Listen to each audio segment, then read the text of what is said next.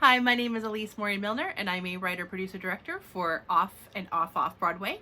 I've been doing this since 2002, and I have directed over 300 performances individually, and I have produced over 15 full-scale plays. I love working with HoneyVic Productions. Sal and Wanda are amazing. They are hard workers. They have a really clear, awesome artistic vision. They do work that's relevant.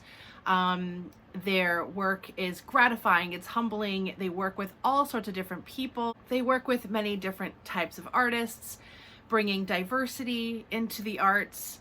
And I've watched Wanda just blossom over the years, from a beginner to a full-on producer, and it's just a real pleasure to see her transform her company from thought to finish. And I'm just really thrilled to always work with them. Partnering with them is fun, it's creative, and it keeps my mind fresh and up for a challenge, especially in this new normal of doing theater from a camera and behind the scenes instead of in front of a live audience.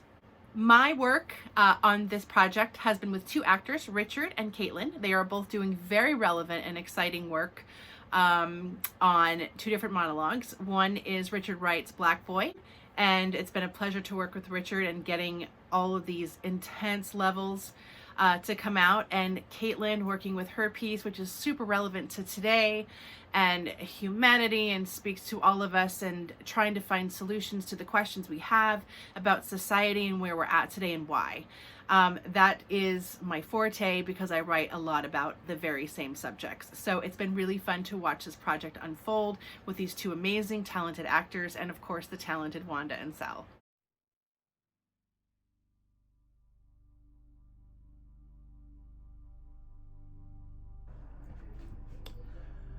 To help take care of the family, my grandmother hired a colored school teacher named Ella.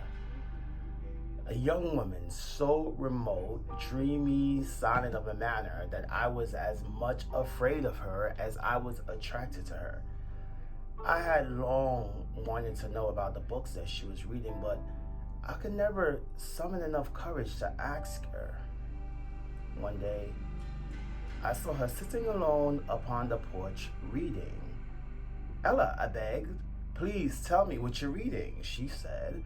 "Just a book," evasively, as I asked her about what it was about. "Your grandmother wouldn't want me to be talking to you about books," she said. I told her I don't care. I want to know. She said, "When you grow up, you'll read books and you'll know what's in them."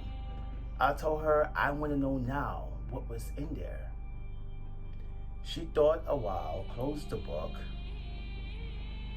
and said, "Once upon a time, there was an old man named Bluebeard."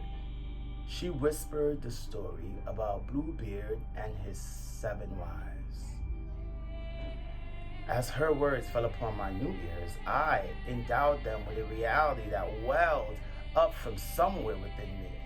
She told me how Bluebeard had duped and married his 7 wives, how he loved and slain them, how he hung them by their hair in a dark closet. The tale made the world around me betrothed live. As she spoke, reality changed. The looks of things altered, and the world became peopled with magical presences. My sense of life deepened, and the feel of things was different somehow, enchanted and enthralled. I stopped her constantly. I asked her details. My imagination blazed. The sensation the story aroused in me were never to leave me. When she was about to finish, when my interest was keenest, when I was lost to the world around me, Granny stepped onto the porch. "You stop that, you evil gal," she shouted. "I want none of that devil stuff in my house." Ella stammered apology while Granny blazed on. He is just a foolish child, and you know it, Ella. She bowed her head and went into the house while Granny bared her teeth and slapped me across my mouth with the back of her hand. You shut your mouth, she hissed.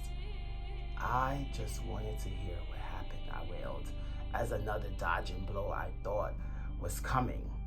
Granny shouted that this is the devil's works and told me I was going to burn in hell.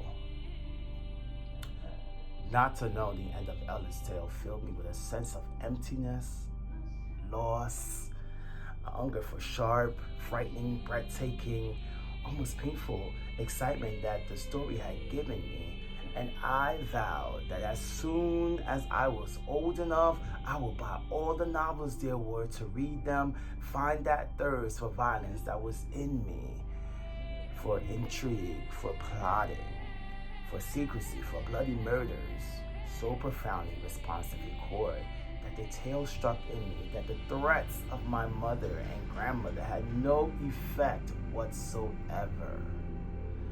They could not have known that Ella Whisper's story of deception and murder had been the first experience in my life that had elicited from me a total emotional response.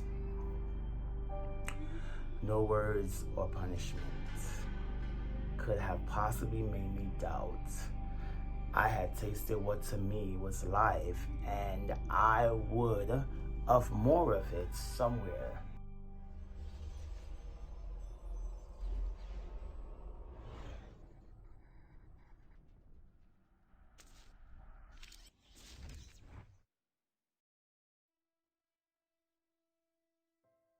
So you are all of humanity? You are not what I expected you to look like. You look kind of like my 14-year-old nephew. And I'm told I only have 2 minutes to talk some sense into you, and I appreciate your time. I'm told the opportunity to address you comes but once in a lifetime. No pressure.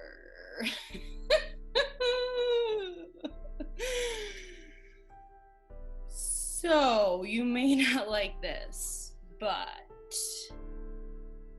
what are you doing? Really? Seriously? You are incredibly bright and capable. You put a man on the moon, created an international space station, flew a rover to Mars? You're on your way to growing up, becoming independent. But you seem distracted.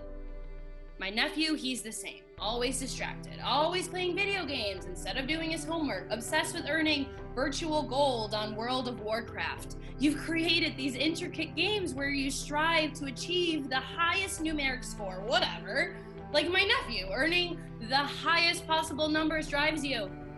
Yet the real numbers, the ones that will advance your sciences so you can move out of your parents' house, aka into the earth, those numbers, well, you barely look at. Don't you want to be able to live on your own someday? Get your own little place out in the cosmos. That's how you're going to survive long term, right? You're certainly smart enough to do it, but you're distracted. And you sure are angry a lot. Like my nephew, he's always fighting with his sister, or anticipating a fight with her, or coming up with great ways to one-up her. He loves drama. He loves conflict. Like you, humanity. You frustrate me, humanity. Because you have all the knowledge to take care of yourself, but you don't apply it. Sure, you have small areas, tiny pockets of health, vitality. But overall, just take a look at you. The vast majority of you is underfed, malnourished, physically unfit, undereducated. Why don't you focus on improving those numbers? Why don't you make something of yourself, humanity? There's enough in the world to nourish yourself and others. Bottom line, you may not have the time you think you have. A rock could fall out of the sky. You could catch a bad virus. Loss, death, bad things can happen, and they do, and they will. So use every moment. No more distractions. Cut out the fighting and the games. Get serious. Pull yourself together. Focus. Prepare to move out of your parents' house. Grow up, humanity. Please, grow up. I hope this is all sinking in.